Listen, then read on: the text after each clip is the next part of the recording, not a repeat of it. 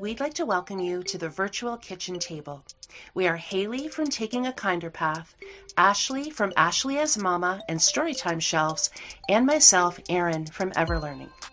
We're gathering to have conversations about family life and home education, most specifically unschooling, which is sometimes known as self-directed education, or as I often refer to it, whole life learning. We'll be sharing experiences and ideas, learning as we go. We hope you'll pull a chair up to the table and join us. Welcome to the virtual kitchen table. This is Erin, and I'm here with Ashley today. Hello, Ashley. Hi, Erin. Nice to see you again. You too. Yeah, so we were originally going to, today we were going to have Sue Elvis joining us from Stories of an Unschooling Family. Because we are kind of in the midst of recording a three-part series on Haley had a three-part series, What is Unschooling? And so we were kind of in the midst of that, but Sue is not feeling very well today, so we don't have her here. But yeah, just keep your eyes open for that series coming up later, probably in a month or two. But in a way, I think what we can do, so our last episode was, oh gosh, Ashley, parents can't teach their children everything, and that's okay, I think is what it was called. Yeah. So so we kind of dove into that theme of the pressure that parents often feel to make sure that they've taught their kids, all the skills, whether those are academic, whether those are life skills, and just introduce them to so many different experiences and how that can feel really overwhelming. And it's also essentially impossible. And also, it's just not necessary, because kids are so much more competent than we realize often, and more adaptable. And yeah, just so it was, I found it anyway, Ashley, I'll speak for myself. I really enjoyed that conversation because I just feel like we really peeled back quite a bit with some concrete examples of, how just the way that things unfold, sometimes in ways we wouldn't expect. So there was no intention for that to be like a part one, but it feels like this topic today kind of builds on that, maybe, or is related. And so today, the title is Young People Often Do Know What They Don't Know: The Innate Wisdom of Children and the Way That Self-Directed Learning Helps It Develop. So kind of based on that idea that often when people hear the idea of self-directed education, often there's a reaction of, well, that's not okay because kids don't know what they don't know. So, allowing a child to pursue their interests and kind of develop their own trajectory is maybe seen as irresponsible, because it's this idea that, kids just don't know what they don't know.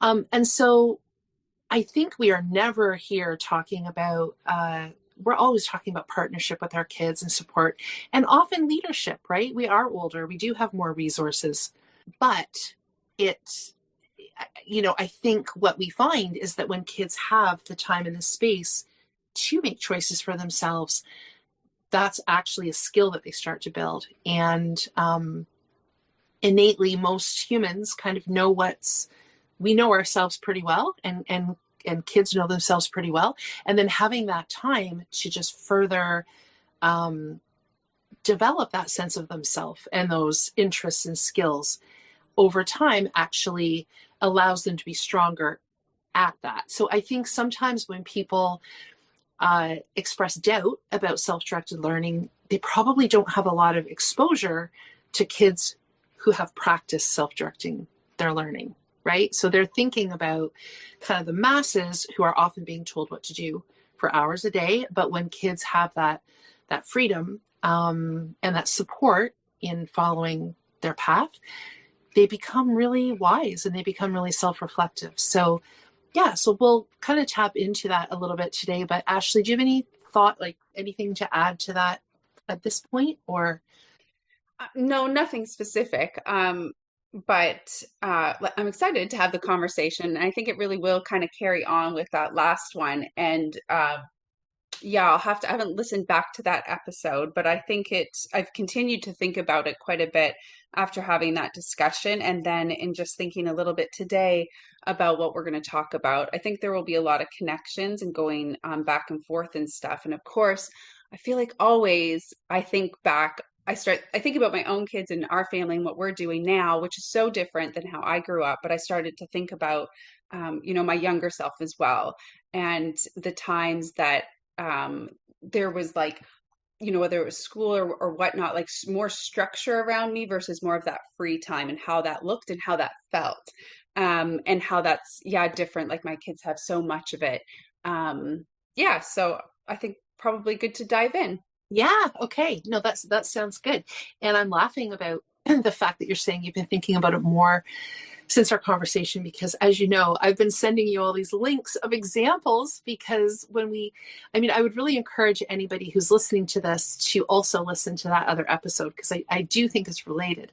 But we touched on this in the last episode about how there are all these like warnings and articles and things popping up about, 5 things to make sure your child knows by the time they're this, or, whether it's kindergarten readiness or whether it's like things that your child needs or your teen needs to know before they leave home, all these things, and that they're really kind of framed as must do's and kind of one size fits all. But then since that conversation, just the way things work, or I think I was probably looking stuff up on the internet. And so now I'm just getting fed all this. Yeah, Like I just keep seeing it in course version, right? So some of right. it's homeschool stuff. Some of it's like homeschool people selling courses and whatnot, but some of it's not even homeschool related. It's just parenting related. And oh my goodness, like some of it when you really listen to the language, I think it's twofold. It's not just about not trusting our child, it's about not trusting yourself as a parent. Yeah. Right? So it's not just like child won't your child won't thrive or be okay if you don't introduce this. It's you don't even know what you need to offer. So I'm seeing it a ton around, and again, I think this is just some of the research I've been doing and then some of the things I've clicked on.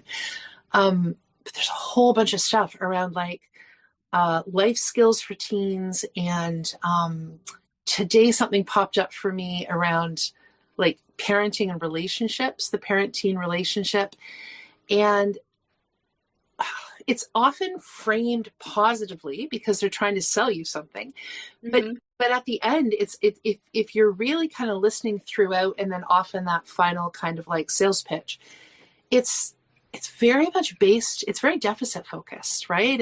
It's very, especially stuff around teenagers, it's kind of, I'm trying to think what the word is, but it's basically, I don't know, there's not a lot there about really trusting that maybe your teen is right about something. It's all about how to manage this teenager. Yeah. And there's not a lot of self-reflection. It's all technique, staying strong, showing them kindly showing them you're in charge. It's relationship oriented only from the perspective of keeping the peace and kind of behaving a certain way as a parent so that your relationship gets better with your teen. Not a lot there around real kind of consensual relationship building. It also makes the assumption that you have a really fragmented situation and that your teenager is coming at you with like big attitude. And, it's a lot of, and I'm not saying that kind of stuff doesn't happen, but there's just something that's so missing there that I think is really different from kind of the circles that we're traveling in, Ashley, or the different things that we read and the people that we talk to. Yeah, but it's very much like, yeah, read this, buy this. This will help you know how to parent. And yeah, there's a lot of money making going on right now in suggesting to parents that they don't, and sometimes we don't like quote know what we're doing. But again, I go back, I guess we're going back to this idea of just parent versus child rather than Yeah. trusting that, there might be a reason or a way that your child's on a particular path. Yeah, the word trust kept coming up for me a lot, and maybe it did in the other episode we recorded too. I don't remember, but I do. That's such a good point what you said around getting those messages, and yeah, kind of like, I mean, and sometimes as parents, well, like you just said, we don't know, and so of course, these once in a while, these things could be helpful, but I think just like you're saying, the algorithm kind of feeds us. So once you see one or maybe even like one, then you start getting all of them. But it's just like, at what point does the parent start to feel like, can't I figure this out as the parent as we go? Like, do I really need all of these outside forces? Like, I'm the one in the relationship and in the family with my people. I want to, I don't want to start doubting myself too much. I mean, we do as parents sometimes anyway, right? So when you're getting those messages like, yeah, have you thought of this? Have you considered this? Do you do this in your relationship? Do you do this with your teen, or however it's worded?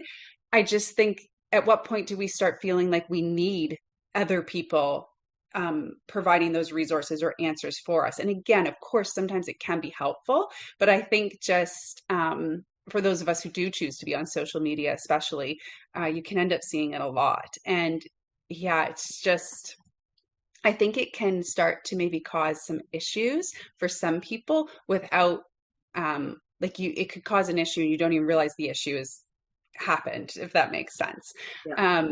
And I think that, yeah, it does get really tricky because everyone's so different. And I think we did talk about that in the last episode on this. And every relationship is different too. So like any of those things, if you happen to be like, you know what, this course is going to be really helpful. I'm going to pay for it. I'm going to take it.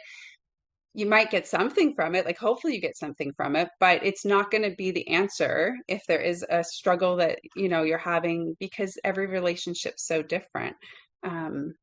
So yeah, but anyway, that word trust kind of keeps coming up for me. And I don't think that like the messages I get from reading those types of advertisements, I guess, really, doesn't make me feel more confident as a parent. That's for sure. Yeah. No, it doesn't.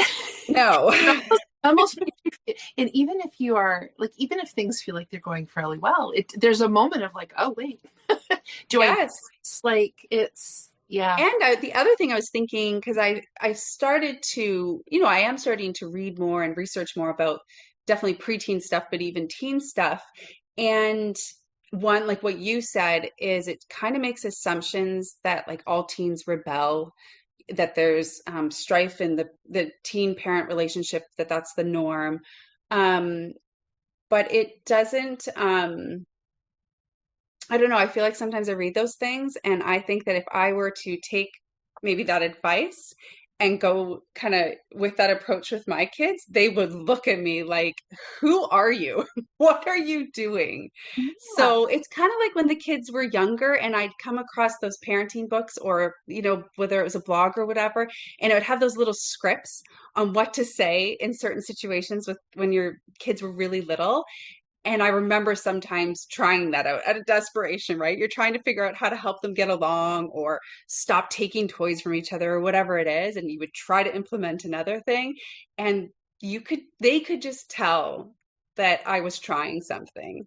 And instead of showing up just as my authentic self, as their mom, it's like they could just sense it. And I'm sure that's definitely true for our teens as well, that when we come in, and I mean, there's no harm in trying different things, of course, but I just think I'd like to be getting more encouragement and support to show up as myself, like show up as their mom, the way they know me, and figuring things out kind of with them, if that makes sense. Then those outside voices, that's kind of, and then I'm sure there's other people out there who know what we're talking about, and maybe that's not how those things have landed for them, but that's definitely how it's landing with me.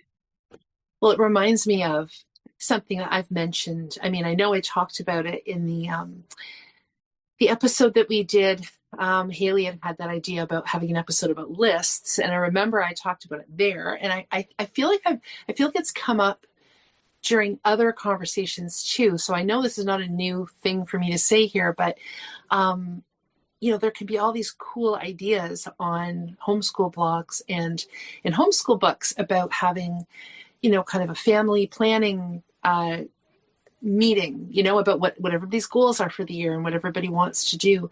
And how when I've tried very lightly, because it quickly became clear it wasn't for us to kind of do that kind of thing. And my kids are like, why are you asking us this? Because we already know what we're doing. You already know what we like. Why are we? And so I can see for certain families well, it does work really well. And they do have this just really helpful kind of conversation. But just very much what you said, Ashley, my kids are like, what's like What are you doing? yeah, I don't think they necessarily knew I had read anything, but it was kind of like Right. they knew it was different. It's like, Yeah. what's going on here? Like, what's that? What's mom trying? Yeah, what's this newfangled idea mom's trying? Just because it wasn't part of the normal kind of way that we did things. So I think it's, again, like back to this idea of trust, I guess, that we both mentioned is trusting our child, yes, but also just trusting ourselves that just because we read something somewhere or there's a course, not that it hurts to try things. Like there was no harm done in me, No. giving that a go. Because maybe it would have, it would have been an interesting thing to try, but just that I could see pretty quickly it wasn't, and I didn't need to push through that because I've read that on a popular blogger's site does not, so just the idea that there's just so many different ways to do things. And I do think that, well, I was just going to say the homeschool world, but parenting world in general. I mean, you can read tips, for example, on how to get your blog post noticed online. So a lot of it is give a list of, speak with direction, speak with authority. And so that's what you kind of see these people doing. And I think sometimes we have to step back and say, okay, but who is this person even any more than I am, right? I think as parents, they could be like, okay, well, this is a mom who has some experience and maybe they even have some credentials in a certain area. But as we were kind of talking a little bit before we started recording, sometimes we have people in our life who have credentials in a certain area, but that still does not mean that they know what's going to work for our family. So I think just coming back to that, like most of us have grown up with that real difficulty in trusting our own intuition and the situation in front of us versus what an expert's going to say. But I just see that like more and more and more. It's almost like the more people that start homeschooling, the more advice there is. Like, my kids are grown now and I'm overwhelmed. Yeah. Like I just keep, and I'm like, oh my God, just, it's so much. And people speaking so directively. Yes. Right. And can I jump in? Yeah. Because I think as you're talking right now, I'm thinking how some of us, and especially when you're new to homeschooling or new to unschooling, and I did it, like you dive right in and you just grab the information. You want the information, right? Like I've said countless times on this podcast how I soaked in all the podcasts, all the blogs, wanted all the books. And I didn't feel overwhelmed. And I feel like, so I'm not sure, because I mean, I obviously haven't been homeschooling for as long. I didn't feel overwhelmed. Like I wanted it all. I don't know if maybe now, because Instagram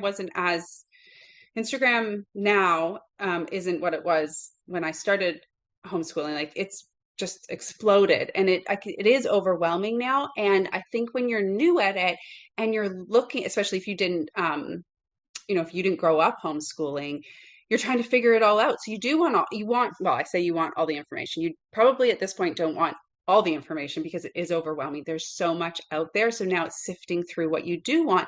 But just as you were talking there, it also made me think about how it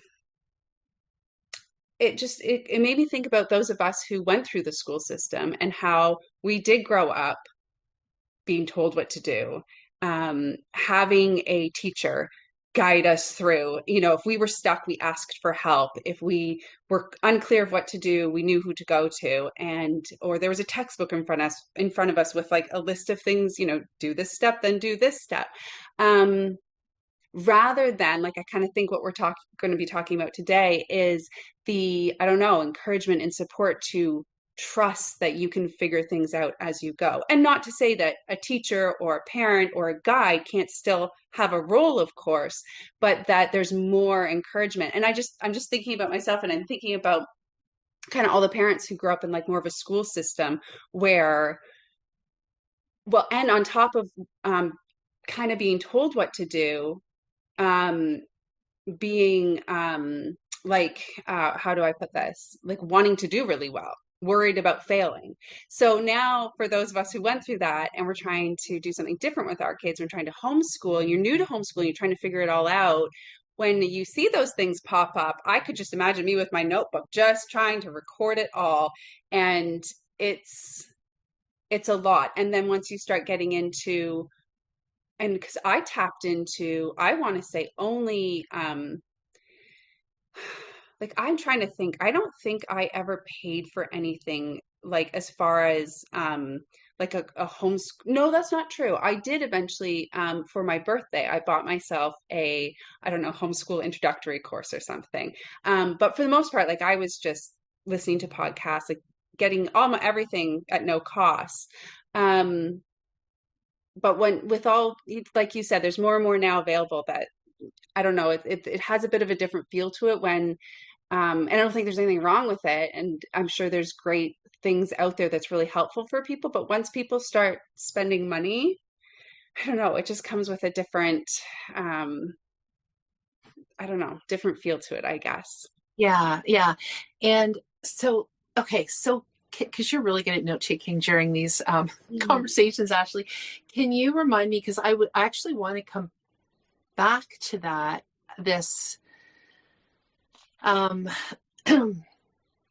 there's a little bit of an irony that in the kind of self-directed, unschooled, even homeschooled world, there are now so many courses and like there's a lot, right? There's coaching, there's courses, there's curriculum, there's all kinds of stuff.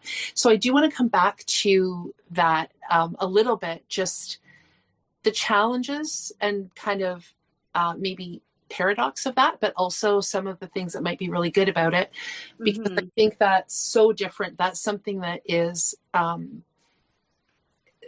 well, as somebody that did most of my homeschooling before the pandemic, it's very unique to like pandemic and beyond. I think not Right. entirely unique, but like it's exploded. So Yeah. it's changed the landscape, I would say, Yeah. of Yeah. homeschooling and unschooling, right? And just yeah.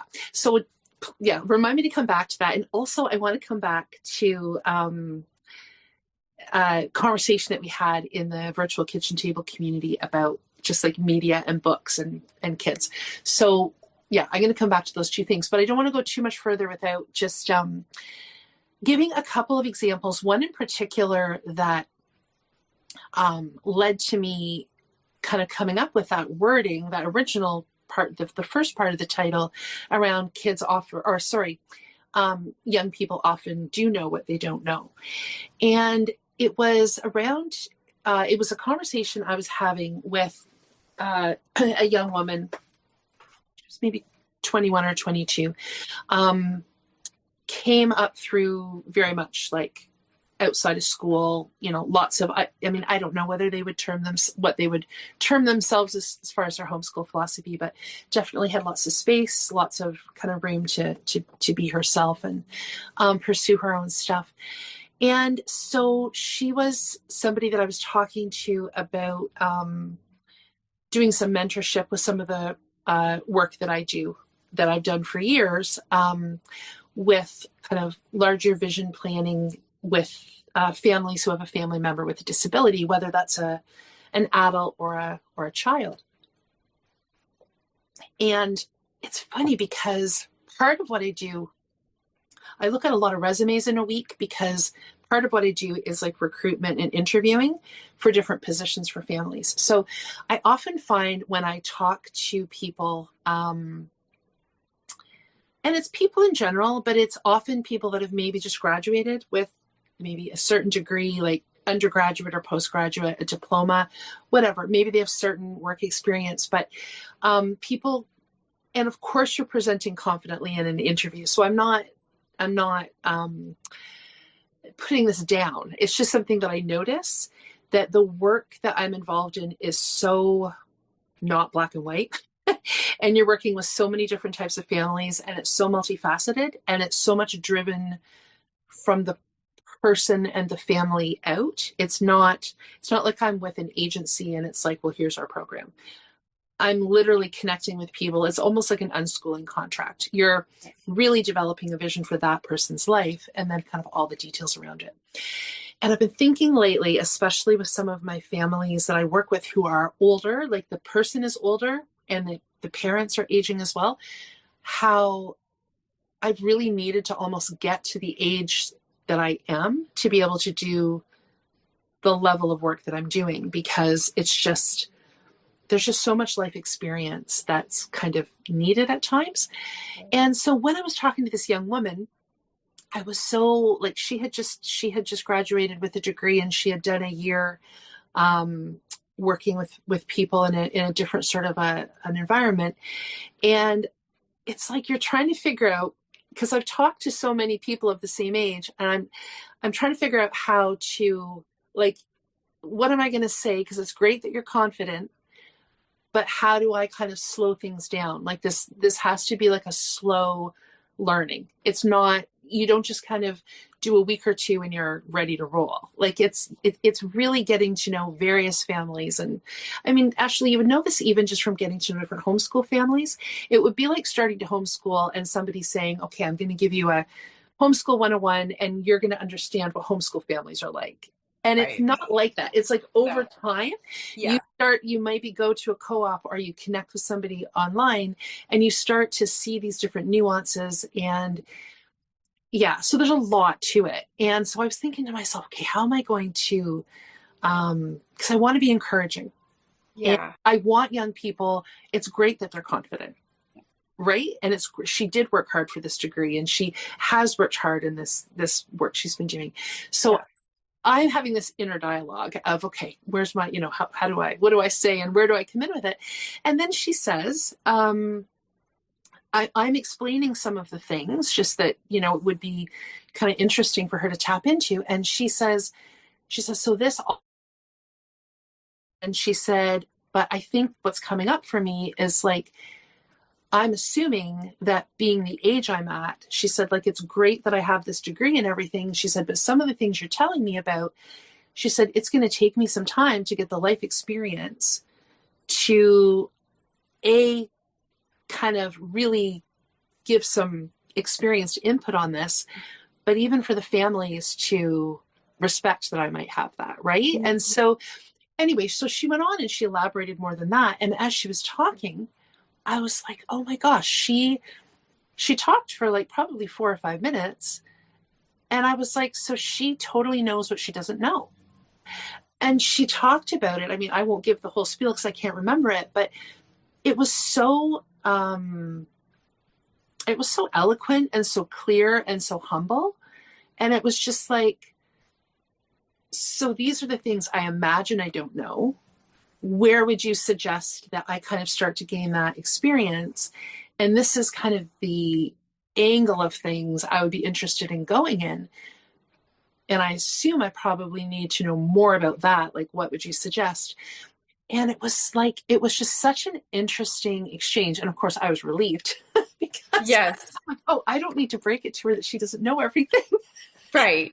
She has this degree. I don't have to break this to her. And so that felt good to me. Because it is something I struggle with sometimes in interviews with people, is just bringing them down a notch, because the way that we work with people, it is really driven by what other people call the client. I don't even refer to people as clients. So when people come in as the expert, I'm like, we bring this down a bit, because this isn't how this goes. Right. And so the fact that she knew that, and she knew there was stuff she didn't know, and she was interested in how to find it out. But I was like, so what is the difference then between talking to her and these other people that I'm talking to. And I do think that some of it is having had so many years of being able to direct your own path. Yeah. Like I think that when people say kids don't know what they don't know, so first of all, I think that's not true. I mean, we all have things we don't know. We don't. I mean, Yeah. we can't all be experienced and everything.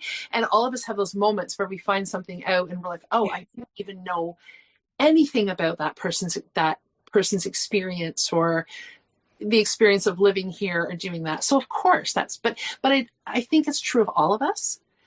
And so I was just like, okay, so what's the difference?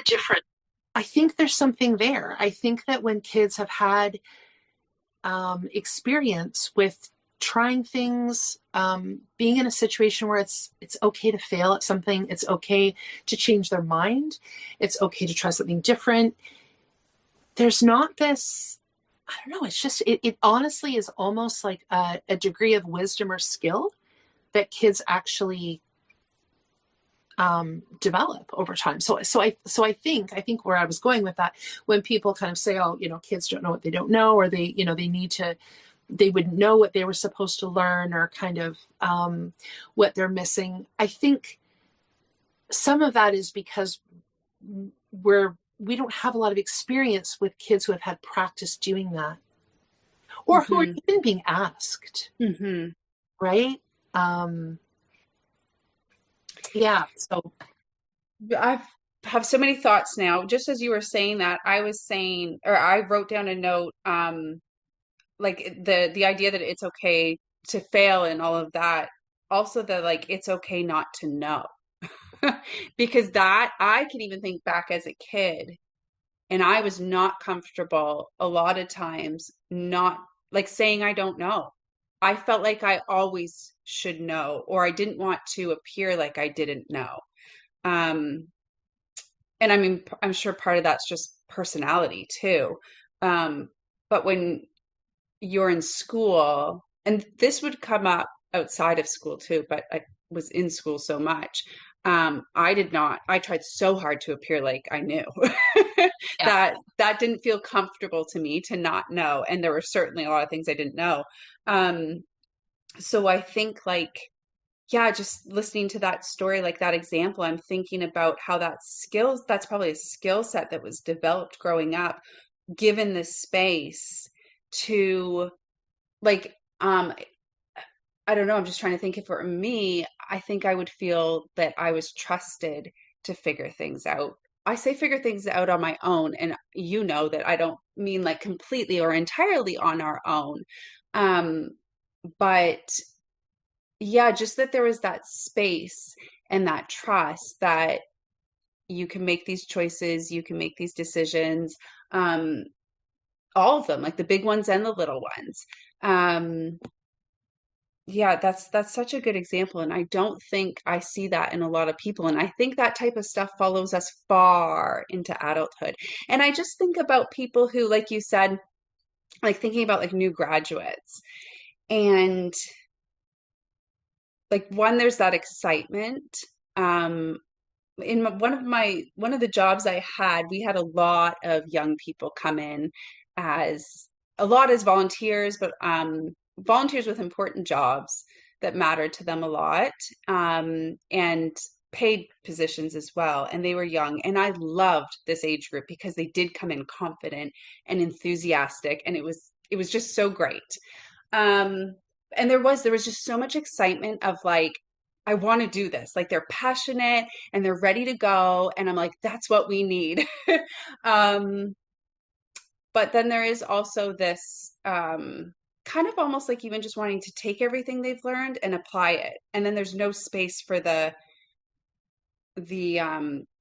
like yet the need to explore what you don't know yet because you just don't have the experience yet. And so I think a lot of times, yeah, it's definitely innocent. And so when you were telling that story, you're giving that example, I just thought like, wow, what a confident person. Because they all show up confident, but I don't know if they, well, not all, but the ones that do, right? They come enthusiastic and confident, but are they like confident to the point where they could say, um, even just like slow down, like you were saying, like can they slow down enough to really take a look around and pay attention and realize that, huh, okay, I know what I know, but what else is there that I haven't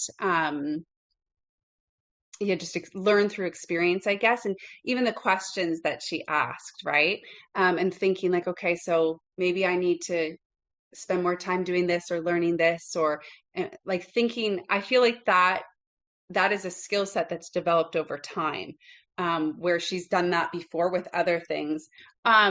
Yeah, so that ability to slow down to even ask those types of questions that you said she asked, I feel like that's a skill set that develops over time. Like just as you were telling that part of the story, I feel like that's not the first time she's done that, probably. It seems like she's probably had just opportunities in the past to be kind of learning and doing her own thing, whatever it might have been, right? It could have been something completely unrelated when she was younger. To just, instead of kind of like what I was saying before, maybe instead of having a teacher direct so much of it and say, okay, we do this and then we do this and then we do that, and like lots of check-in and stuff, it's kind of put more on, so like it would have maybe been put more on her to figure those things out. And I think that that's a skill set that a lot of us don't get the opportunity to develop.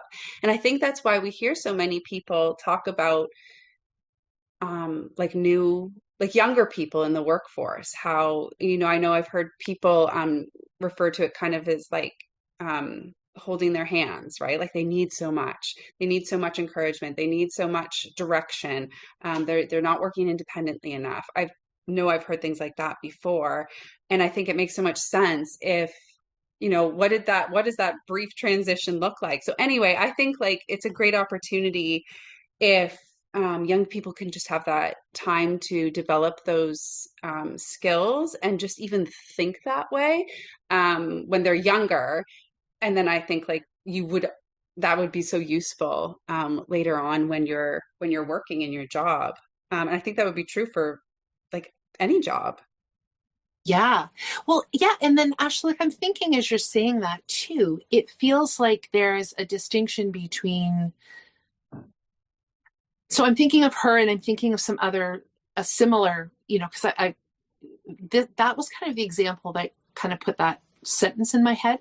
But Mhm. then I got thinking about other examples. And so if I think about the distinction between um, young people who I've come across who, yeah, they're really looking for how can they grow, how can they learn, maybe versus people that come in like, yeah, here I am, I can do this, because there are people that really present kind of as the expert, Mhm. and it doesn't necessarily leave a lot of space for the person that they're working with or interacting with. And so if I think about like what are some of the differences there, and I think if you think about that, just genuine wanting to learn something and to Mhm. get better at something and to kind of expand versus maybe feeling a bit performative. And so Yeah. that to me is, we see that. I mean, that's something that people talk about when kids are self directing their learning, is that they are able to just, they get excited about something, they research, they troubleshoot, they fail, they come back and try something differently. But it's very authentic, isn't it? It's like, I'm interested in doing this, and I want to learn how to do it the best way that I can. Versus, I needed to choose something for a major, you know, and now I've kind of come up through this, performative system, so to speak. And you're always, as you said, like you're not wanting to present as though you don't know.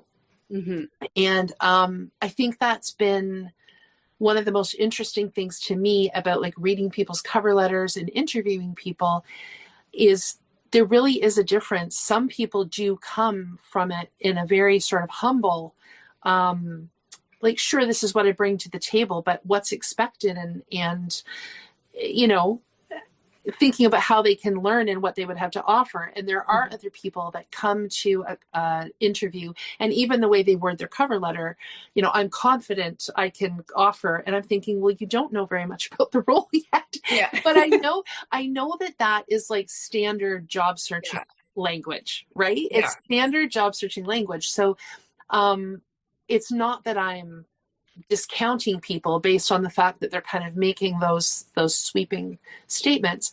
But then when you talk to somebody after a while, and there just doesn't seem to be, it's just like a fear of not knowing and always having to present like they know. And I'm like, that comes from somewhere that's different than when kids have just been able to freely explore and make mistakes. And it's just more authentic somehow when people come to the table knowing that there's stuff they don't know. Yeah. Yeah. I'm just thinking about just what you were saying, because I actually had made a note about that earlier today and thinking about the conversation. I wrote down like self-directed learning isn't performative. And then I said rather time is spent discovering oneself. So I mean that's such a there's so much there, I guess, that isn't written down. But that came to mind that it's such a different, well, I'm assuming it's such a different experience when you're learning whatever it is you're learning, and you're trying to grow whatever skill sets, and you're doing it without having to perform. I know that so much of my energy was focused on the performance piece because I was nervous, I guess, right? Like I really wanted to do well. Um, and I don't want to say I didn't want to do well in my learning for myself, but I think even more so it was out of fear of what that would look like if I didn't do well, and what people, my teacher or whoever, what they, and I didn't have, this didn't come from my parents. My parents were not, they weren't real strict or overly concerned about school. I didn't feel a lot of pressure from them. And I know a lot of young people do. A lot of it can come from their parents. And that wasn't my experience. I think it very much was part of my personality, of this discomfort of not, because it brings attention. It brings attention when you do really well, and it brings attention when you don't do well. And it doesn't have, for me, it didn't have to be a lot of attention. It could just be a little bit, and that was uncomfortable. So that took up a lot of my energy and a lot of my focus, rather than, say, and I'm just going to keep using myself. If I had grown up in more of a self-directed learning family or way, where I didn't have that same need, or maybe need at all, to do the performance piece, and I could really just focus on learning what interests me, and the skill set that I think would have developed from that, you would just have so much more energy, right? Like I just think about the energy that I had, that was so focused on worrying about stuff that really shouldn't have mattered at all. That takes up a lot of space. Anyway, I'm rambling a little bit because I'm thinking about this out loud for the first time. So hopefully that makes sense. But it just, going back to what you were talking about, and I know you haven't said this yet, but like the other thing I wrote down earlier was like that innate wisdom. And right, like I really, really hope my kids are having that takes space. And I hope by unschooling, they're having just that time, that space around them over the years that I didn't have. And not to say it's perfect by any means, but just hopefully some more space so that they can develop those skills and that innate wisdom, and like the listening to just focusing on themselves, which almost doesn't sound right? Like it sounds self-centered. But I think you do, growing up, really benefit from having that time to dive into your own interest and your own learning. I think like that's such a different experience than what I had growing up. Mm-hmm. No, I love that angle, Ashley, about the amount of energy that it takes, because I think about how that transfers to so many things, right? What other people think of us in like so many different ways. And so I do want to get to that innate wisdom thing. So I will in a minute because I haven't thought about that. But I'll just go back to this job interview type area for one more minute before I move on. And thinking about the difference between people who, like, I think a lot of people for a job interview, the idea is it's like nerve wracking, right? Like, and I know, like, I'll wish people good luck. I've wished my kids good luck. I know it can be nerve wracking. But like, I feel like it's such a different thing when it can just be a conversation between two people about whether an opportunity is a fit for them or not, Yeah. and whether that person is a fit for the opportunity. And when our whole worth is not attached to performance in the interview, but Mhm. instead it's just an authentic conversation. Like, this is something that, this is needed and it's an opportunity. What do you think? Like, how does it feel on your end? And it's just more of a conversation than an interview, like Yeah. in that kind of nerve wracking, that it's not like performing well in an interview or passing or failing the interview. It's just, is it a fit or not? Yeah. Is it a fit for either? Is it a fit for both? And if it's not, it's not, and you move on.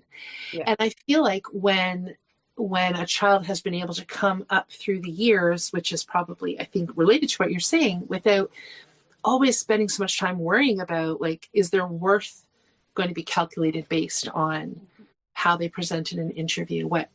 And this isn't about lowering our standards. It's not about, No. if we're putting together a resume or a cover letter, or we're having a conversation with people, of course we want to communicate what we think we can bring to the table. Yeah. It's not about not being confident, but it's about being confident enough to be authentic, and to be, Yeah. rather than confident in a performative achievement.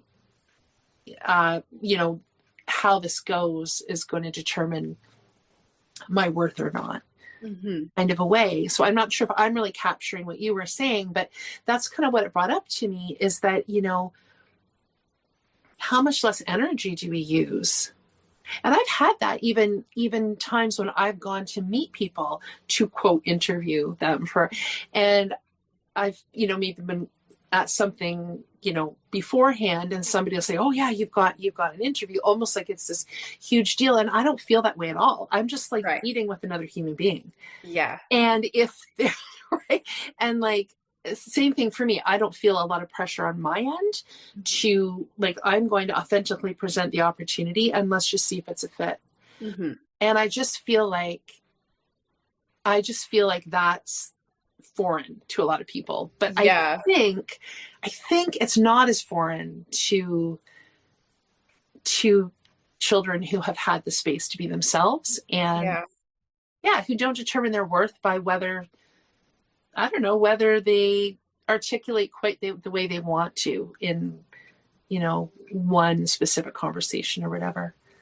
Um, It's kind of making me laugh a little bit because the advice people give, like, oh, just be yourself. Just yeah, show up, just be yourself. And you mean it lots of times, right? Like, you mean it, just be yourself. But on the receiving end, because you kind of brush it off like, yeah, okay, right? Um, Kind of like, well, because if you've grown up not feeling, however you want to put it, safe enough, comfortable enough to actually just be yourself and not perform. yeah, What now for a job interview or something similar, you're supposed to just show up as yourself. And I do think that can come back. Like, just as you were talking, I was thinking about how I showed up for interviews in my 20s versus my 30s. And they definitely had different feels. So I think it is just funny because people say, well, show up as yourself. And I'm like, but do we let people grow up often feeling like they mm, can actually show up like themselves? I don't think so. But if you do, then you can show up to an interview and see it as just like another human to human interaction and a yeah, conversation. And let's see if this is a right fit. What a lovely experience. Like, that's so different, right? yeah, yeah. No, it's true. I feel like, yeah, the advice that's given is often not. It's like not congruent then somehow with what other things that we Yeah. say or expect, or yeah, Yeah. yeah. Yeah, I don't know. So, yeah, this inner wisdom thing, I was thinking, because I would love to talk about how this relates to um, like learning, right?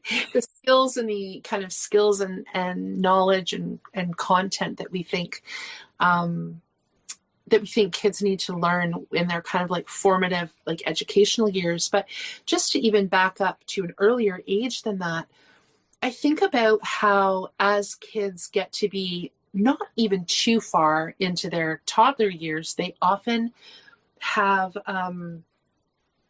they do develop this sense of not of knowing they don't know things. Like there's that hesitation where, on the one hand, they are full of life and they're exploring and they're doing all the things.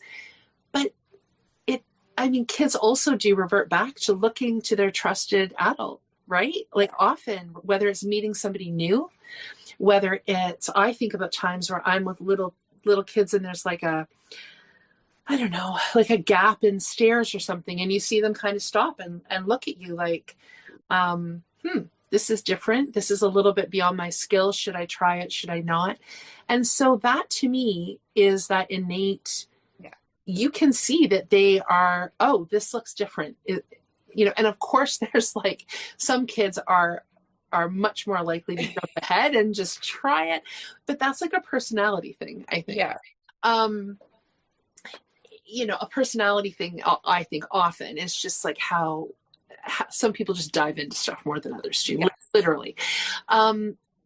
But I think of so many of the early year parenting conversations around kids like sleeping, or we talked about this last time with like toilet training, or like any of those things that they're looking for more guidance to adults for. And is that not an example of knowing they don't know something, or knowing they're not quite ready for something yet, right? Just kind of, it's like their nervous system is not ready to be entirely alone without their parent, or they aren't quite ready to use the bathroom on their own. And it's kind of deemed as something that parents need to push them through. But it's actually a knowledge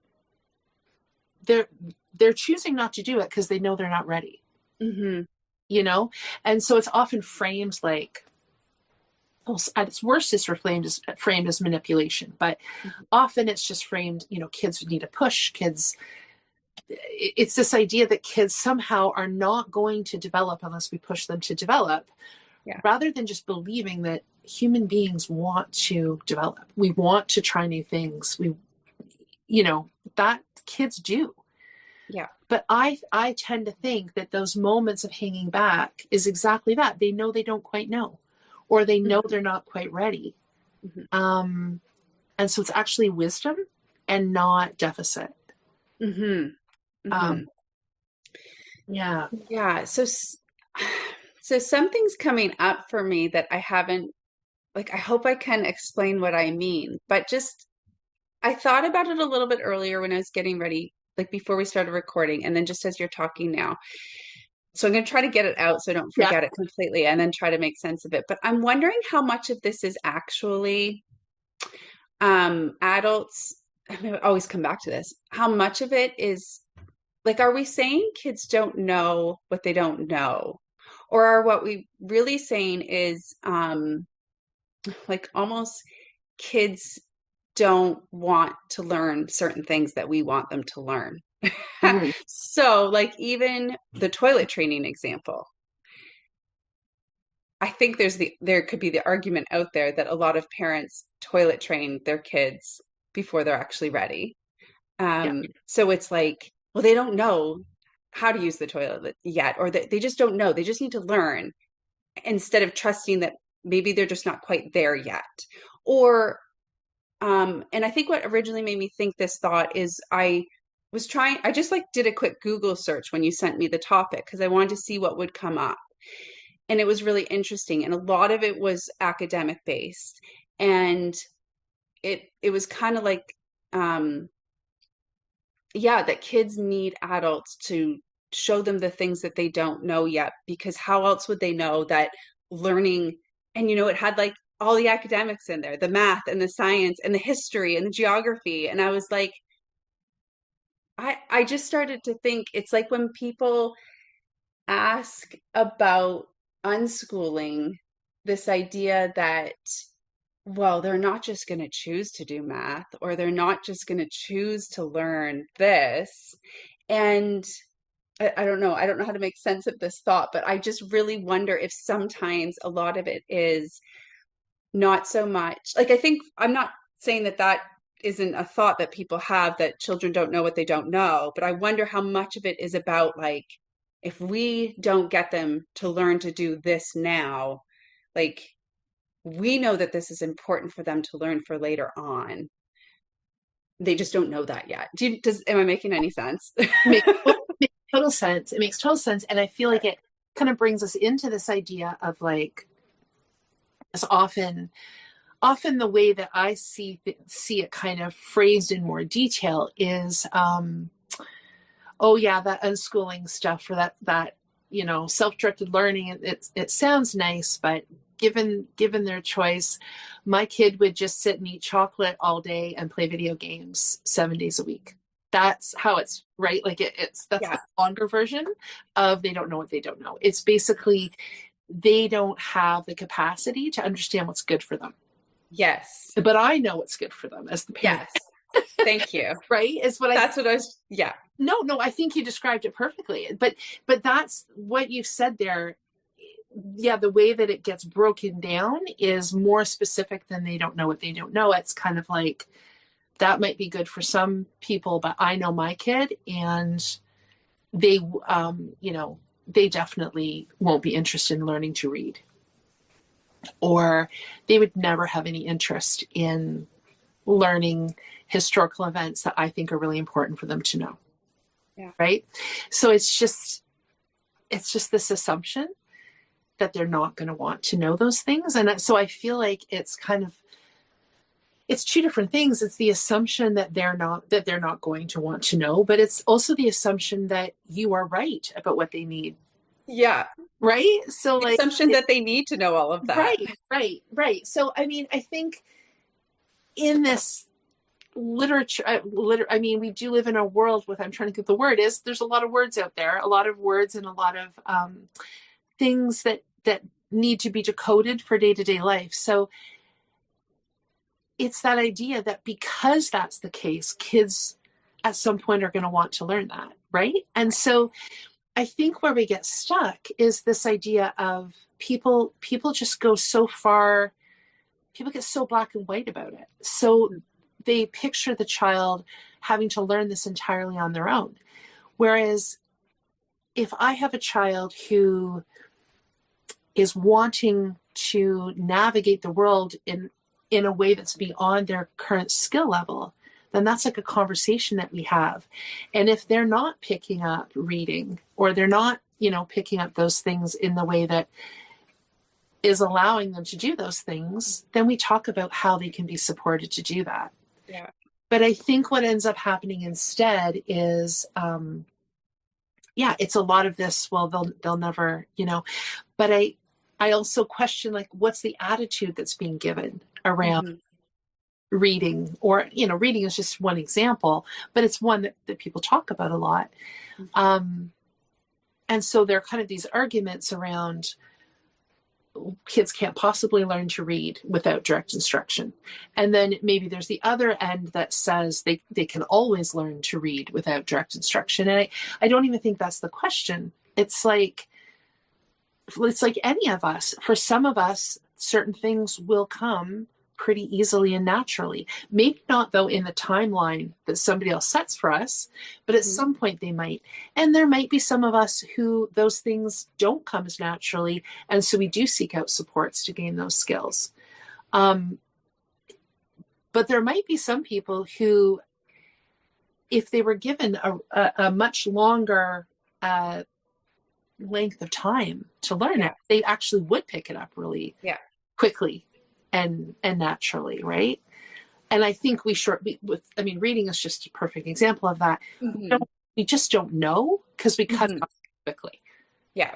And almost all developmental. I mean, I said this in the last episode about toilet training. It only seems late that a child is maybe not fully using the bathroom at 3 or 4 because we've decided that training Yeah. needs to happen at 2. But if you actually watch the trajectory of a child who learns in their own time, Yeah. it's not late. Yeah, I love both Yeah. these examples, the reading and the like the potty training, because I think some people would say, well, what's the harm, right? Like what's, Hmm. what we're saying is that like, well, if we just let them kind of develop these things at their own pace and go at their own speed, they would get there.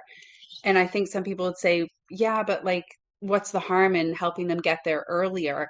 And I can think both with those examples that there's absolutely harm being done. I think about all the kids who, their self-esteem, they have self-esteem struggles or if this could happen outside of school too. It doesn't even have to be in school, but if they're not reading when their parents think they should be reading or reading as well, or by a certain grade level or something, I see that all the time. And they might just be going at a slower pace with reading and focusing on something else.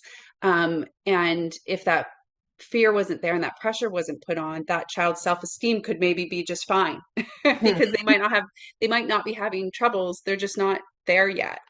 And same with potty training. And I don't know as much about that, but I think that, the stress and the pressure, I mean, just the idea of being young and there being stress and pressure around when and where you go to the washroom and stuff, like that's got to have some type of impact on you. Um, and that there are kids who have, they might wet the bed at later ages and stuff. And, so I don't want to say that there's like, I think it's I don't know. I just think it's worth considering, not just with those two things, but other things too, that I don't know. If we can, it's best to really tune into the child and lean into that trust and that, like, kind of what you were saying, like that innate wisdom. I think about it, and I'll just say this one thing and then I'll stop. But I was thinking about like the example of toddlers learning to walk and how, not to say that parents can't get stressed a bit if, their kiddo's not walking by a certain stage. But for the most part, like unless there's a disability, we learn to walk and we learn to walk at different ages, and we trust that that will happen. And it's just like there's no formal walking lessons, right? Like there's no like, okay, you're one now, so time to start with the walking lessons. But parents stay really tuned in and they observe, and when the child starts to stand up and hold, pull themselves up, like the parents are just so tuned into all of that, and it's like a supportive, encouraging thing. And I feel like we can apply that to all these other things if we stay tuned in to where they're at and really pay attention. Like, this is the part I find a little bit hard to explain to people who don't, they're asking me about how I homeschool. Well, how do you know they're not behind? And how do you know that they're learning what they need to learn or they are where they are? And it's such a hard thing to answer because I just, I'm focused in on them, and I don't know. The walking example I like because we all know that experience if we've had kids and they've learned how to walk. And but they kind of do it on their own, but not completely. The parents are right there. Some, at first they're holding hands, but then the parents are letting go, but then they're holding the hands again. Like the parent is constantly gauging like how much support do I give? How much, like, when do I pull back? And it's not linear, right? Like it's a lot, but the parent is focused in on the kid and just letting the kid go at their pace. And I think that that allows for so much, right? And we see it on the little toddlers' faces when they're learning how to walk and how proud they are. And anyway, I just like that example because I feel like that is really leaning into trusting that, okay, my child's learning how to walk. And yes, I'm here for them, but they're very much doing it. Hmm. I'm just here to give the support as needed. And I feel like, I don't know, that's a different experience. And I wish that that could continue as the kids get older when they start to learn the potty, that there wasn't all this it's funny, parents get talking about like, oh, are they out of diapers? Are they still? And there's this pressure and this worry that they're not going, like that they're always going to be using, or that they're always going to be in diapers or whatever. And then it just seems to carry on, right, with reading, and there's so Hmm. many other examples, but yeah. Hmm. No, yeah, and you can almost see it here, at least. You can almost see it when kids are like between the age of 3 and 4. There's a shift from like, oh, these very cute kids who it just almost doesn't matter what they do, everyone's celebrating. I mean, not entirely. There's still lots of pressure for people with babies, I think, around sleeping and Yeah. eating and stuff like that. So I guess I shouldn't say that entirely, but there is something that shifts in that kind of year between 3 and 4 where it's almost like there's just this observing of whether kids are meeting milestones, Hmm. and I think it's so related to that, like we're getting to the school age, and it kind of it just changes, which is really it's really kind of sad, right? Like it's um but like Ashley, I'm trying to think of what I've lost my thought. Okay, you were talking about the reading, and then you were talking about the potty training, and oh, and how difficult it is. Yeah, how difficult it is when people ask that about like how do you know? And I mean, I guess to me too, like there's a couple things there. One, we don't like we kind of have to let go of whether like they are who they are. Yeah. And we've kind of let go of that sense of control that we're going to be able to, steer them in exactly the standard age for their. So it's a strange question because Yeah. we've that's not the goal at this point, but it's so hard to explain that to somebody Yeah. that it's much easier. But the other piece that you said is true as well, that we're present with them. And Mm. so we are able to kind of support their needs and support where they're at. And so I think it's kind of like this whole word self-directed is not one that I actually love a lot of the time.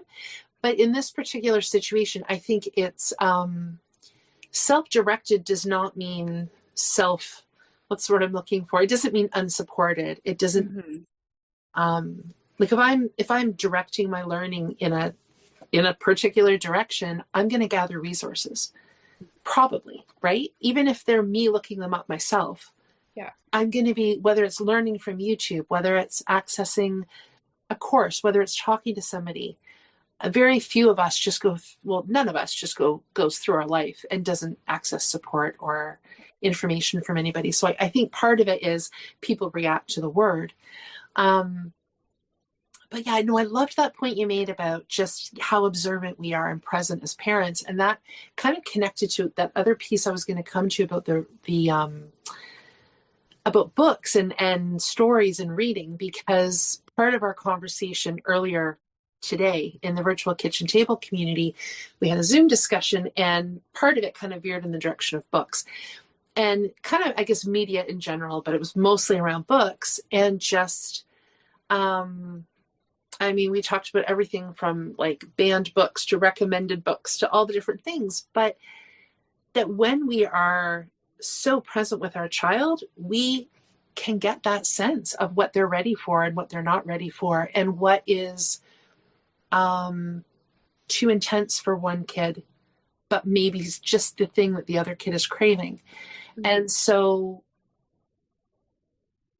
we can introduce ideas, we can kind of play with things a little bit, but that child knows whether they are ready for that content or not, or whether Hmm. we were just talking in that conversation about how like we are each so different in terms of like some of us choose to just stay away from the news right now, whereas some of us would choose to take in news in a different way, or some of us might I was using an example of how my husband is often inviting me to watch some of these like crime shows and stuff with him, and I just choose not. That's just not my thing. It's Hmm. not my thing, right? And I just know innately it's not what I need. Yeah. I don't need that right now. And but he does. He finds it stimulating and it makes him think about things in different ways. And so imagine as adults if like we were all just given the same content and everybody was assigned to watch a crime drama 4 nights a week, right? And you know, the novel that you're reading that might have some intensity in it was like forced upon somebody who had just lost a family member. Like it just doesn't make sense. Right. And so we trust that with adults that we make decisions like that all the time. You know what? I'm not going to watch the news tonight. Or, you know what? I'm going to binge on news because I need to understand this issue. Mm-hmm. And we trust that people and that we cycle in and out of that. Mm-hmm. Right? We cycle in and out of that. It's not like I've never watched a crime drama before. Yeah. Like we cycle in and out of what we need in different periods of time. And so it's just like we can trust our kids as well to have that sense of what they need in the moment. And back to this idea of not knowing what they don't know, maybe they just sense that there's something that's going to be too intense for them, or maybe they're craving something that's intense. And yes, they are younger people with less experience, so maybe they get into a movie that's overwhelming and we can talk about it afterward. Or maybe they are extremely resistant to something because of an experience they've had, and we can respect that, but also support them that if they are interested in reading that book or watching that movie, that you know they can pull back from it. Yeah. So it's self-directed, but it's highly partnered, right? It's supported. Yeah, it's not alone at all. Yeah. Yeah. And just like I don't go about my day-to-day in life alone, right? Like I Mhm. talk to my husband and I talk to my sisters and my friends about these things. Or if someone recommends a movie, I might ask a couple questions to see if it is for me, right? Like, yeah, a couple things came up when you were talking about that, but one I don't want to forget is the piece of like what a different experience it is um, when someone kind of like makes you watch something you don't want to watch or read something you don't want to read, which kids experience that all the time. It's so funny. Like, so my youngest, he's in this new program and he came home from it the other day and I could tell he was really bothered by the fact that his little group, the like instructor, I guess, put on, I think like a half hour, like 20-minute, 30-minute movie or documentary or something, about turtles.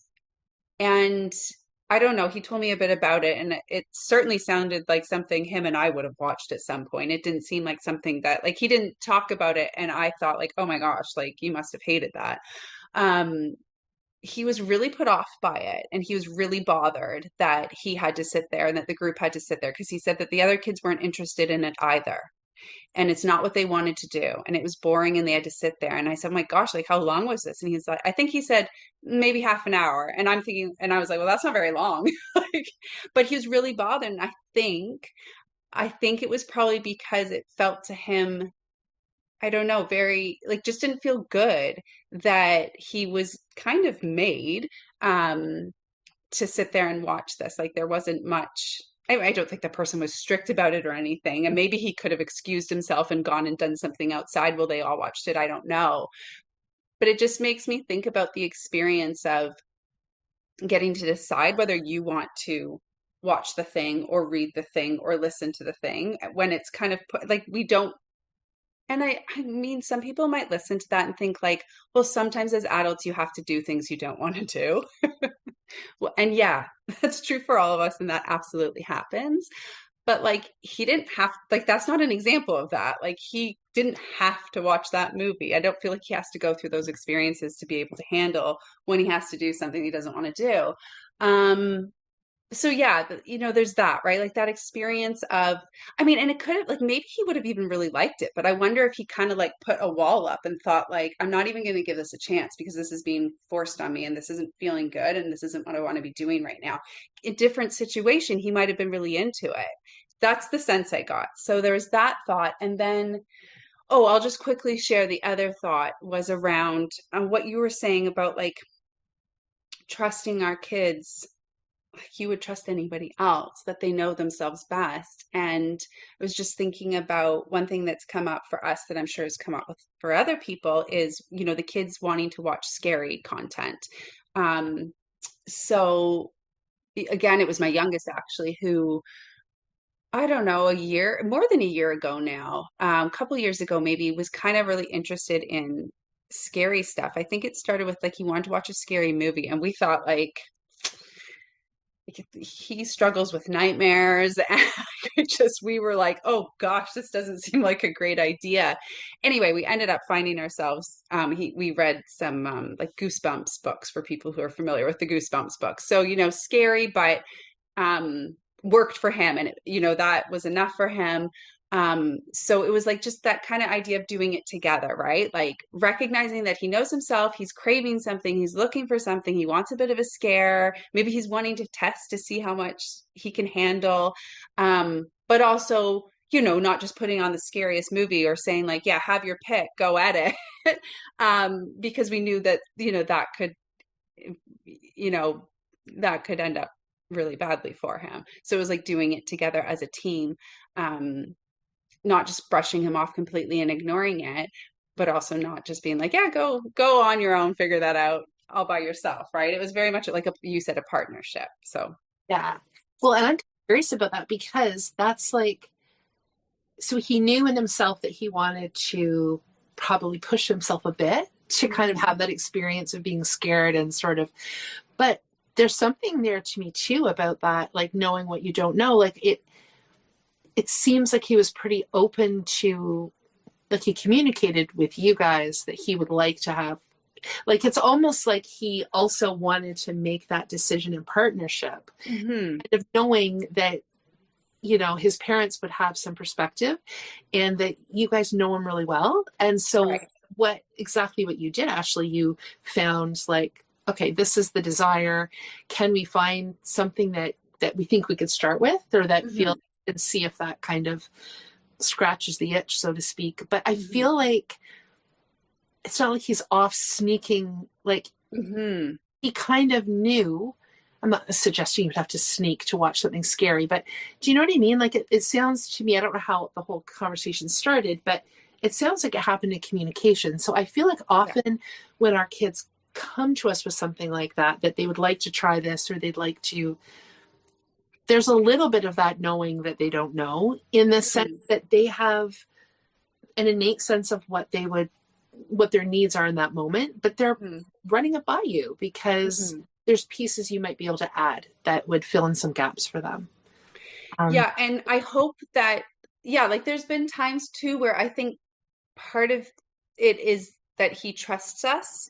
Yeah. Like trusts us that we know him, but also that we won't,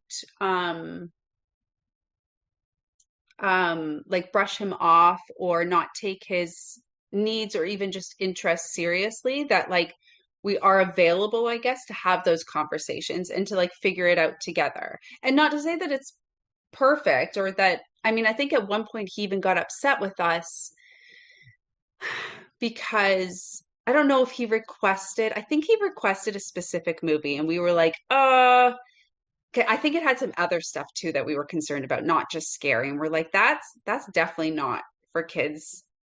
Like, we don't think that would sit well with you. Anyway, so I think he, not to say that it was an easy thing to navigate, but it also wasn't the most challenging thing to navigate either, I guess, right? Yeah. Like we did it together. And I think because we do this all the time, he knew that that's, like, he probably just didn't think of it. Like, he probably just talked about it with us, right? Because that's kind of how we do everything day to day. At least that's my perspective. I don't know if that would be his. Well, no, because that's kind of the natural flow that you have set up. And I think that's the beauty of kids being able to have a say in the things that they do and the things that they pursue, is that, it's not like he was thinking to himself, we're using these words, but it's not like he was thinking to himself, I innately have a need to challenge my, and I know that I don't completely know everything about that, so I'm going to go to my parent. But that is just happening naturally, right? Yeah. Both of those things, him recognizing what he was interested in and kind of knowing what that he was maybe ready to push himself a little bit. He knew that, and then also knew that you as older people in his life that and trusted people, right? You have that relationship. Right. So it just kind of happens, and that's the stuff that's so hard to explain to people when they ask, right? When they ask or they kind of make comments. I wanted to talk about the turtle documentary before I forget to Ashley, because you're right that I think that people would say, well, sometimes, I mean, that's the whole thing. Well, kids have to do things they don't want to do. And it's almost seen as a badge of honor of like, well, kids have to learn. They have to sit and watch stuff they don't want to watch. And it is true that as adults, we sometimes have to sit through things maybe that we don't want to, or do things, but also we get to complain about it. Yeah. And I think that, yeah, you're right. Like there are things in life that aren't 100% fun and that's true. And also none of us really likes that. Right? I mean, think about how many times I can just think of it from everybody from like relatives to neighbors to coworkers to friends, like going to an event that they could hardly kind of manage to get through because they found it boring or difficult. And so, yeah, we do tend to complain about that. But when kids make that comment, it's almost like, well, that's too bad. That's part of life that, you shouldn't complain, or it gets shut down. Yeah. All he's really doing is expressing. But there's something different too. And I think you touched on that. We might be struggling to make it through like somebody's graduation speech or something like that.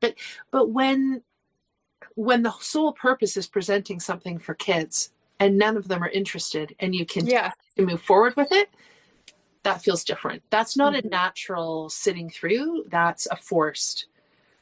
I've decided we're doing this. And even though all 10 of you aren't enjoying yourself, this is what we're doing. That actually isn't what happens in real life. No.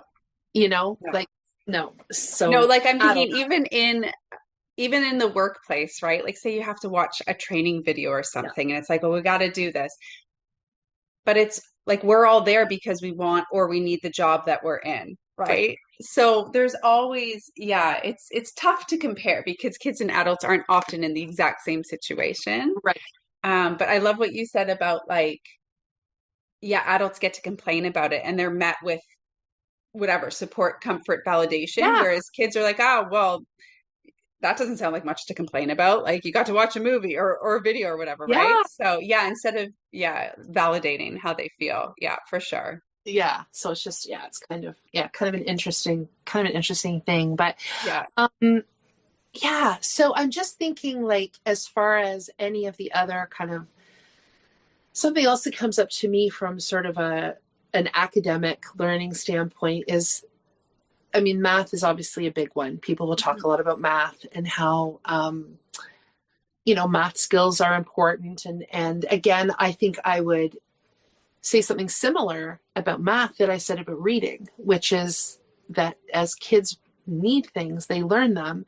But also, oh my goodness, the huge number, just the amount of learning that we're doing all the time, both linguistically and mathematically, that often can come together really quickly when we need it to. And if it doesn't, then again, nobody's suggesting that people not be able to access support and guidance outside instruction, whatever that they need. And so I think I think it's hard for people to, again, it's back to that kind of relationship piece. People aren't factoring that in. They're just thinking of how they learned it. And if you're taking that away, well, then it's nothingness. Right? Yes. But something I wanted to just touch on is something like history or kind of values-based stuff.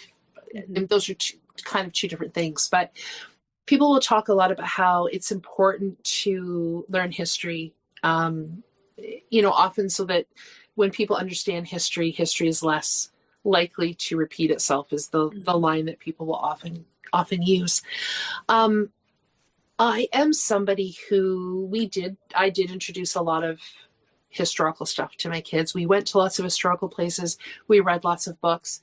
It's an interest of mine. It was an interest particularly of two of my kids. So we did do quite a bit of it. But forcing it is another thing. And I think like introducing is one thing, forcing it is another. And so I guess a couple of things come up to me, like if we're talking about kids self-directing their learning, there's still room for us as parents to be introducing ideas and just ideas and resources and places. And again, staying in tune with our kids as to whether that's something that's actually landing for them or not. Because we really can't force another person to learn something. So as many history courses, because I did right to the end of, so when I was in high school, we actually had 5 years of high school, and I did like kind of right to the end with history, but I didn't actually learn very much history. Right. I was so focused on getting the right combination of words into essays and stuff that I didn't really learn history until I became an adult.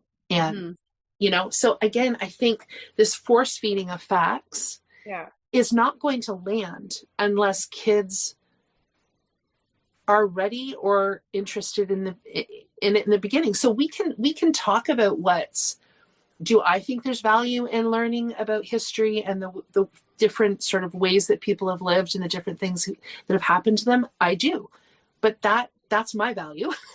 And I can't control how that, I can't control what my child takes in of that. And I think we forget sometimes that just because something has value doesn't actually mean that we can dictate the timeline or the way that gets. Does that make sense? It does. And it makes me think about if we can let go of that, then there's space for our kids to get into what they are actually interested in. Yeah. Right? Because there's some kids like mine who, if I share something with them because I'm like, oh, they probably have never heard of this. Like the whole, like they don't know something that they don't know. Well, that's true. Like you said, for all of us. So if I'm like, oh, I'm just going to put this in front of them, strew it or tell them about it or share it with them.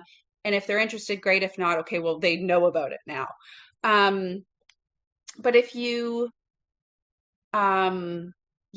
force them to spend time reading about it or watching a movie about it or learning about it, it's probably not going to stick, like you were saying, and like we've talked about before. But it's also taking time away from them. And if we trust that our kids are all interested in something, because it's not possible to not be, right? They're not actually going to sit around doing nothing. It takes up that time. I had another thought and I lost my train of thought, but I think that I liked what you said, how it's not about not introducing them to things. And I think when we introduce things to them that we're interested in, like you did with history, I think that's always a great way to go because there's so many things. So going back to what we talked about before is we can't introduce them to all the things. We cannot teach them all the things. We cannot expose them to all the things. So finding things that really matter to us, that we think are valuable, that we think are important, or that we're just interested in, I think that that's a great way to go, on top of obviously what we think would interest them, of course. But yeah, sharing it with them, bringing it into their days, bringing it into their lives, but then letting them to decide if they're going to pick it up and go on with it. And I mean, the thing is too, is if we're sharing things that are important to us and that interest us, we're probably not just bringing it up with them once. If they're not really into it, we're not going to spend a lot of time on it, but because it's an interest to us and we have a relationship with them, it's going to be weaved in throughout our relationship over the years anyway. And whatever sticks, I guess. So anyway, I had another thought, but I lost my train of thought there. Okay. Well, I have something, and if it comes back, you can jump back in with it. But the point that you made about, whatever we're spending time on there's something else we're not spending time on, right? And so Mhm. if they have something that we know that when kids are feeling passionate and invested and joyful that and relaxed, that's when they're going to be taking stuff in. That's when they're going to develop skills. It's when that information is going to stick. And so if they're pursuing something that they're really driven to pursue, um, that's where the time, I think, is best spent. As you said, it's not that we're not, if we have an interest in something or we feel that something's important, we're probably going to be talking about that or doing something in that direction anyway. So it's not like they won't be aware that it exists. Mhm. It's just that to take that time that they are really driven to pursue something that's a real fit for them in that moment, Mhm. um, yeah, it's just a loss of time of something that they could really be doing deep learning, right? Mhm. Because they're going to be doing deeper learning with their own interest than something that we're deciding for them Yeah. is important because they're this age and whatever. But the other thing that makes me think about is the fact that, like, I'll just take history as an example. It's not as though history just exists as its own subject. I mean, it does, but also it doesn't have to. So if our any number of things that our kid could be interested in, there's history baked into that. There's Yeah. all those different pieces baked into that. So um, when I had kind of started this, I've started a piece of writing on this idea. One of the things that I had said is that when we come from the place of like kids don't know what they don't know, or more specifically, like my kid would just sit around and do this all day if I didn't introduce, it's a big judgment on our part that we do know somehow, right? Mhm. Like what that we I mean, of all the things in the world, we've decided these are the most important things. Yeah. And so again, I think sometimes having the humility as a parent to stand back and give it some time, but really watch what our kids are interested in. Almost everybody that I have spoken to or listened to who has done that as kind of part of a deschooling process is just blown away over time at the depth Mhm. of what kids are actually pursuing, Mhm. just because it's not part of our agenda. And I think one of the things that came up in the conversation today, and I have thought about it with myself and some missteps that I think, not it is what it is, but um, I would often have things that I thought were important, not so much from a school subject perspective, but like an ethical perspective or a moral perspective that I wanted my kids to know about, whether they were like, I don't know, just like ethical issues or humanitarian issues or whatever, environmental issues. Mhm. And like, I'll tell you, we really can't, it, we can give it a go, but Yeah. if our kids, we can, I think we can broadly be kind people, and we can, it's not that we can't, it's not that we can't live out our values, but that really is what we have to do. We have to live out our values, because I do think that there can be a tendency, and schools definitely do it, but homeschool families do it as well, and unschooling families do it as well, where there's like certain issues that are important to you. And so we think it's important that our kids are well versed in all the things and all Yeah. the perspectives. And the fact is that that's actually our thing. Yeah. It's not necessarily, and this has been interesting as my kids have gotten older. And we touched on it last time, even around like things like financial literacy and stuff Mhm. like that, where I'm like, oh, their value system around some things is actually different than mine. Yeah. And it's different than what I presented to them. Mhm. So this idea that we as adults are okay, there's this historical thing you need to learn, and there's this ethical thing you need to learn. And so we're going to read this book and we're going to watch this movie. And like, they really are their own people. And it's not that we don't influence them, but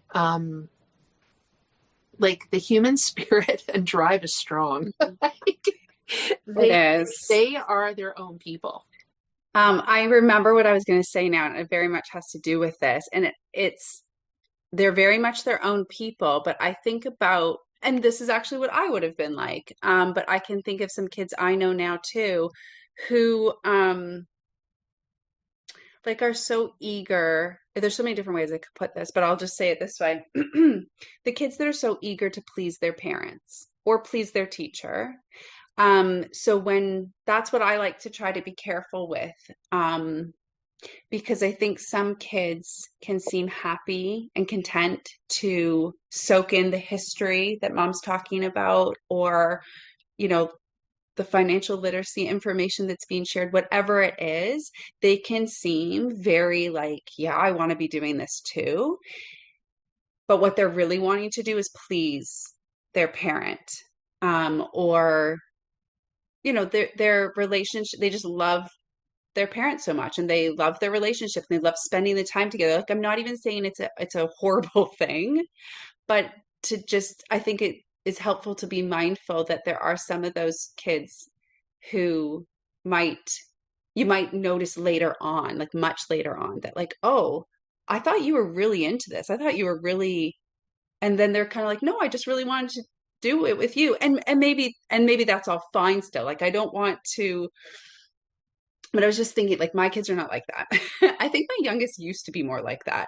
And then my oldest was never like that. Like, there was no, like, you know, they were very loud about what they didn't want to do or what they did want to do.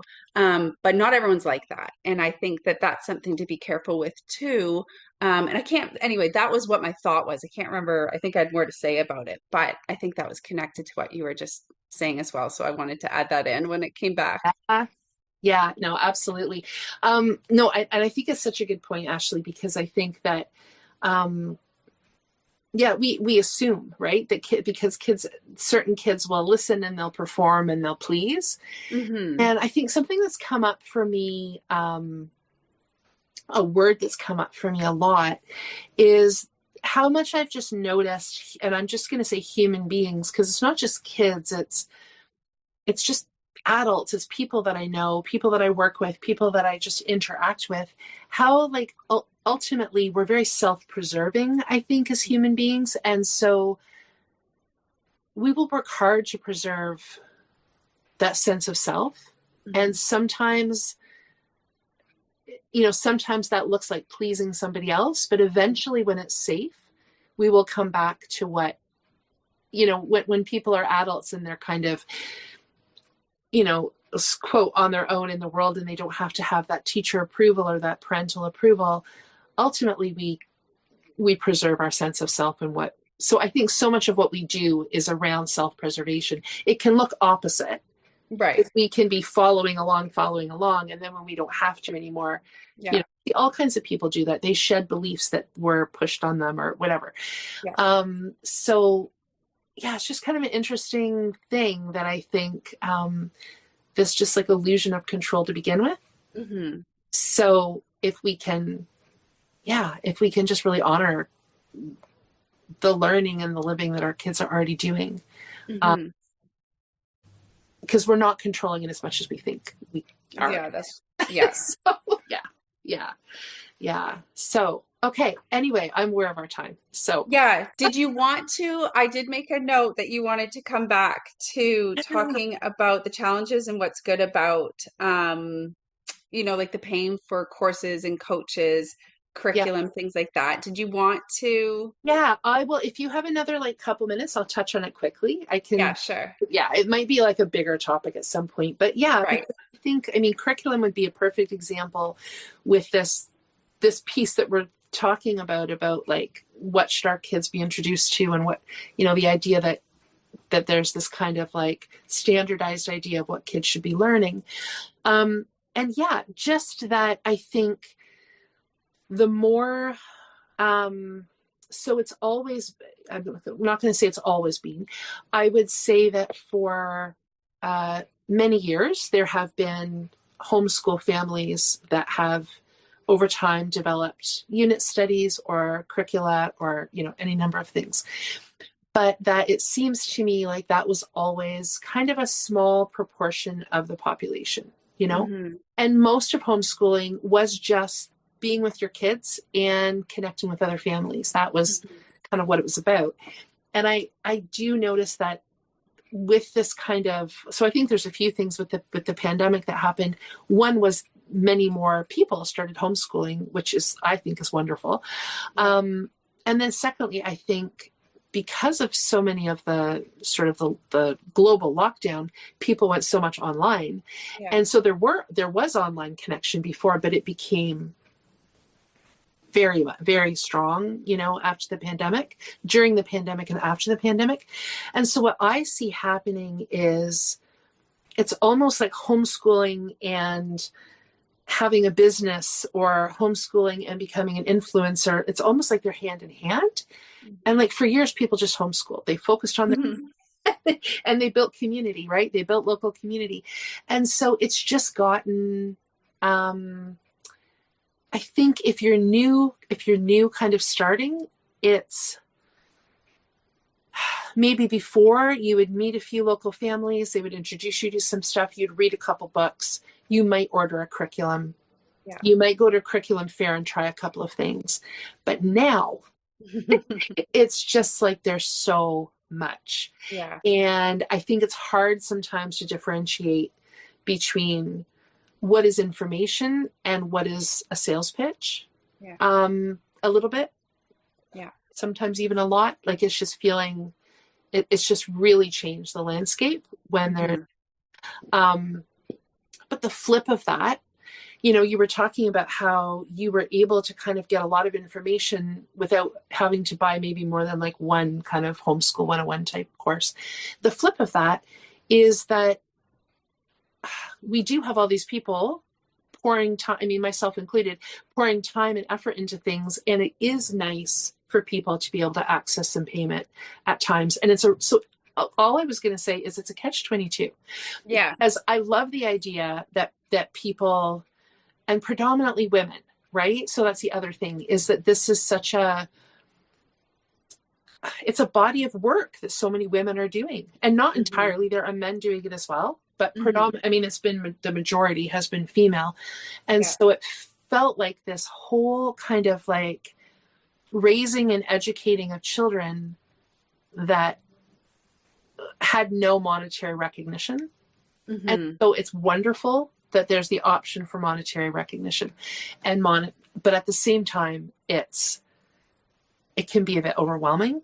And I think especially when we're talking about this idea and the one of our last episode of trusting our kids, trusting ourselves, there are just tons of products for both, things to get our kids on track, things to get ourselves on track. And it used to just be people sharing their experiences and kind of naturally getting there, right? Yeah. So I don't know. I don't have any great, like, I think it's great. And I also think it's information overload for people. Yeah. Information overload. And I would add that, what's the word? Like maybe pressure to spend money, or, like that, almost like you can't homeschool if you haven't done a course yet, or you can't homeschool if you don't have a coach yet, or you can't homeschool if you haven't tried a few, do you know what I mean? I don't know exactly how to put that, but like, I guess maybe it's kind of normalizing that idea more, as versus what you were saying when it was like you met a couple families, you read a couple books, and you homeschooled. Yeah. Whereas now I don't know if that's the experience when people are starting out. Hopefully it is for a lot of people still. And I think either way can be fine. But it would be a shame if people started to feel like they had to do all of those things or some of those things, when I would argue that you don't have to do those things. But I agree with you. Wonderful that women especially have, that has come together, because there is a lot out there. So I agree with you 100%. Yeah. So, and last thing I'll say, business aside, like money aside, just even because people are posting their pictures and their experiences of the day. Like we didn't have, we didn't have the window into people's lives. I mean, we did. The people we knew, we might go visit them, or a parent would say to another parent, this is going really well, or we had a rough day, or whatever. but you weren't inundated with like everybody's experiences all the time. Like, Yeah. we've talked about this with like the fall fairs and the pumpkin patch. Yeah. Your everyone's fall experience or whatever. You weren't. Well, it's another catch-22. Like it's It's helpful fun. to see those things, but it can also be overwhelming if you're not Yeah, doing all those things. that's right. That's right. And yet, there's a positive to it. I do wonder if it. I do wonder if it helps us rise to our best sometimes too. But then, where's the line? Yeah. You know what I mean? Where's the line of feeling inspired and encouraged and not feeling like less than or Like you're not doing enough. yeah. So it's just, I think it just requires more discernment and reflection.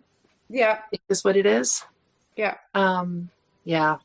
So, okay. Well, Ashley, thank you. This was fun to talk about.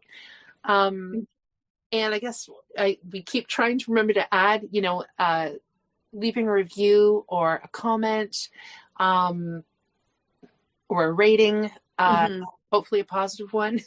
Yeah. Very helpful to us for the podcast. So just encouraging people to do that if they're able. Okay. And I think that's it for this. Yeah, I think so. Thank you so much, Erin. Okay. Thanks, Ashley. All right. Bye. And this ends our conversation today. We hope you found it interesting and maybe helpful. If you'd like to connect further or see additional content, Haley can be found on the web and on Instagram at Taking a Kinder Path. I, Erin, can be found at Everlearning, and Ashley can be found on Instagram at Ashley as Mama and Storytime Shelves. We'd be very grateful if you'd share this conversation with anyone you think might appreciate it. Thank you for your time today.